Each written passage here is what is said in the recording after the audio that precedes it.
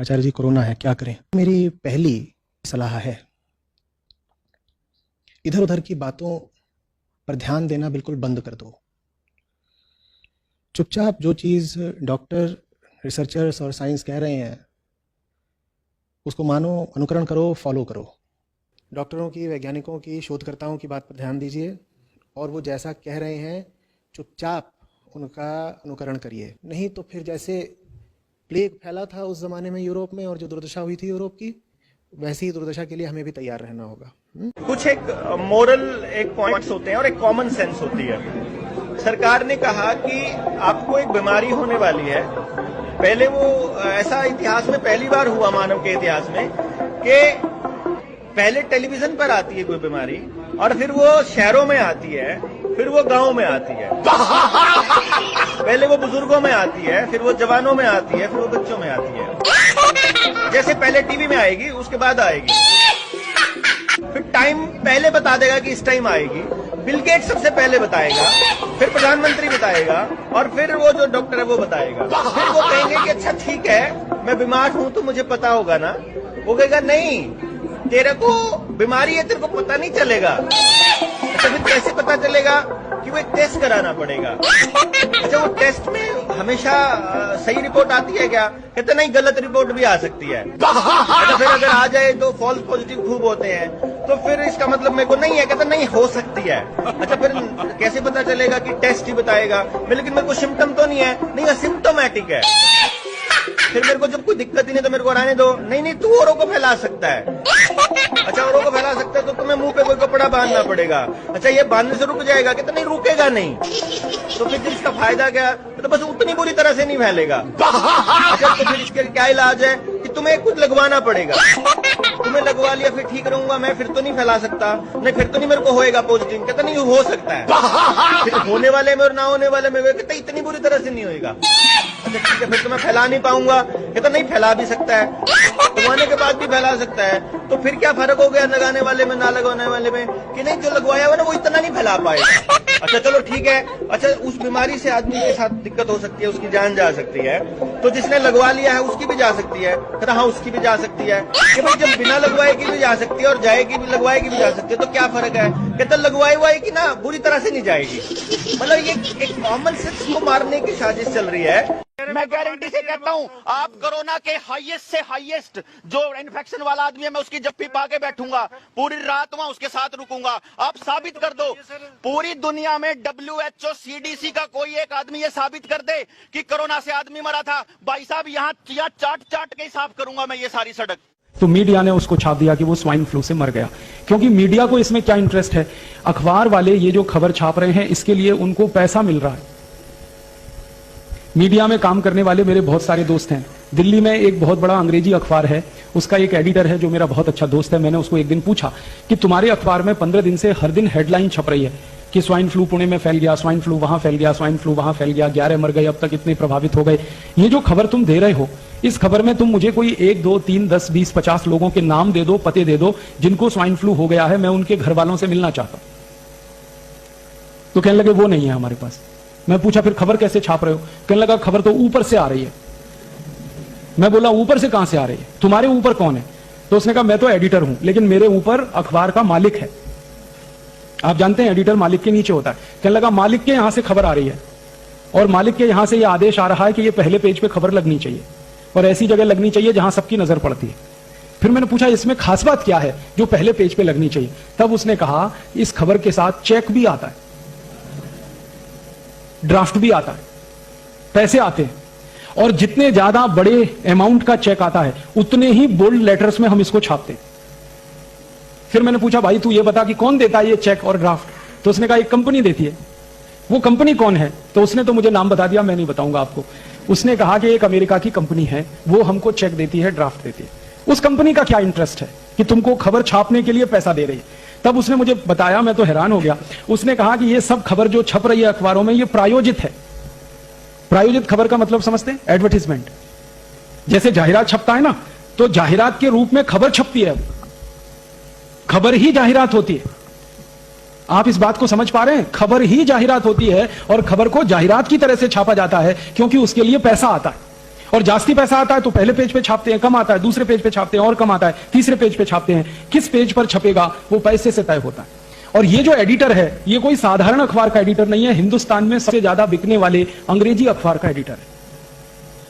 और वो एडिटर का मालिक उसको आदेश दे रहा है कि ये छपना चाहिए, इसके साथ इतना चेक है, इसके साथ इतना ड्राफ्ट है। तो आप समझ लीजिए कि मीडिया में ये जो छप रहा है ये पैसे की ताकत से छप रहा है, इसमें सच्चाई नहीं है। बस एक ही बात है, दहशत पैदा हो इनके मन में, डर पैदा हो जाए इनके मन में, आतंक पैदा हो जाए इनके मन में, तो वो डर, दहशत और आतंक आप में पैदा करके तैयार कर रहे हैं आपको, क्योंकि थोड़े दिन में उनकी वैक्सीन आ जाएगी, वो वैक्सीन धड़ाधड़ आप खरीदें और लगवाना शुरू कर दें। इसकी तैयारी चल रही, इसके लिए सारा खेल चल रहा है।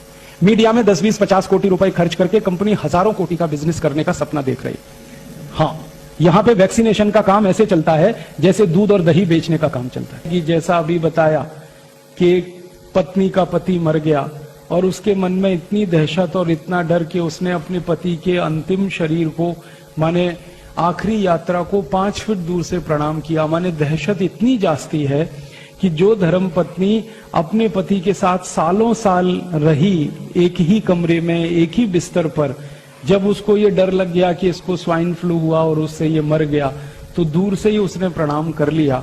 ये हद है, ये लिमिट क्रॉस हुई है डर की, दहशत की। और ये लिमिट क्रॉस कराने में मीडिया ने बड़ी ताकत लगाई है। मीडिया में 10, 20, 50 कोटी रुपए खर्च करके कंपनी हजारों कोटि का बिजनेस करने का सपना देख रही है। बेफिक्र रहिए, बिंदास रहिए। ये वायरस एक तो है नहीं, इसलिए आप मत घबराइए, आप मत डरिए। और आप घबराना बंद कर देंगे, डरना बंद कर देंगे, तो आप दूसरों को ये बात कह सकेंगे, वो भी घबराना बंद कर देंगे, डरना बंद कर देंगे। हमारे देश की सरकार चलाने वाले नेता और मंत्री, उनको इस तरह की बल्क परचेज करने में करोड़ों रुपए की रिश्वत होती है।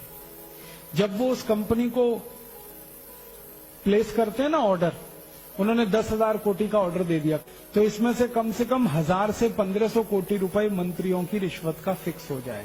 अभी चर्चा ये चल रही है कि हर एयरपोर्ट पे मशीनें लगाई जाएंगी, उनमें से आदमी को गुजार कर टेस्ट करेंगे। वो मशीनें लाखों करोड़ों रुपए की हैं। तो उनका ऑर्डर किसी कंपनी को दे दिया सरकार ने, उस ऑर्डर का 10%, 15% मंत्रियों को मिल गया हिस्सेदारी के रूप में, अधिकारियों को मिल गया। तो सरकार का वेस्टेड इंटरेस्ट ये होता है कि खूब रिश्वत इस तरह के कामों में मिलती है। मैं आपको एक पुरानी जानकारी देता हूं। आपको याद है 14 साल पहले सूरत में एक अफवाह उड़ी थी कि प्लेग आ गया, प्लेग आ गया, प्लेग आ गया, याद है? उसका दुष्परिणाम क्या हुआ कि पूरे सूरत की टेक्सटाइल इंडस्ट्री बंद हो गई, पूरे सूरत की। 14 दिन तक सूरत में एक कारखाना नहीं चला, एक पैसे का प्रोडक्शन नहीं हुआ, सारे कारखाने ठप हो गए। मजदूर भागकर सब अपने गांव चले गए, क्योंकि सबको दहशत और डर बैठ गया। उतनी देर में परिणाम क्या निकला? भारत में कपड़े की कमी आ गई। तो सरकार ने क्या किया? परदेशी कंपनियों को कपड़ा भारत में बेचने का ऑर्डर देना शुरू कर दिया। तो परदेशियों का अंधाधुंध कपड़ा बिका। और उसके बाद 14 दिन के बाद फिर खबर आई कि प्लेग नहीं है, प्लेग नहीं है, वापस लोग आए।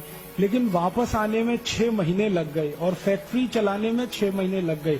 6 महीने तक भारत का बाजार विदेशी कंपनियों ने कपड़े से भर दिया और पूरे खेल में 14,000 कोटि का नुकसान भारत देश को हुआ।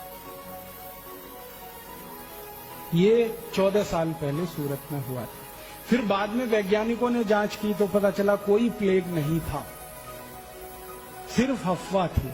और वो अफवाह उन कंपनियों ने फैलाई थी जिनको भारत में कापड़ बेचना था। 1816-18 में 2 साल भयंकर फ्लू हुआ था, एवियन फ्लू। उस समय अमेरिका की कुछ कंपनियों ने वैक्सीन बेचे थे। एवियन फ्लू के जो वैक्सीन लगाए गए ना लोगों को, वो सब लोग मरे। और कितने लोग मरे मालूम है? 4.5 करोड़ सारी दुनिया में। माने 4.5 करोड़ लोगों को अमेरिकन कंपनियों ने जो वैक्सीन लगाई वो सब मर गए, और जिन्होंने वैक्सीन नहीं लगाया था वो सब जिंदा रहे। और ये खेल सिर्फ बीमारी का नहीं है, ये खेल एक युद्ध का हिस्सा है। और ये युद्ध जो है ना, आर्थिक युद्ध है। कुछ युद्ध होते हैं वो सैनिक युद्ध होते हैं। सैनिक युद्ध में हमारी सेना दुश्मन की सेना से सीधे लड़ती है बॉर्डर पे। लेकिन कुछ युद्ध होते हैं जो आर्थिक युद्ध होते हैं, जो आपके बाजार में लड़े जाते हैं। जिसमें कोई विदेशी कंपनी आके एक झटके में आपका 4,000 कोटि का नुकसान कर देती है और वही कंपनी और 10-20 हजार कोटि वहां से लूट के ले जाती है, ये आर्थिक युद्ध है।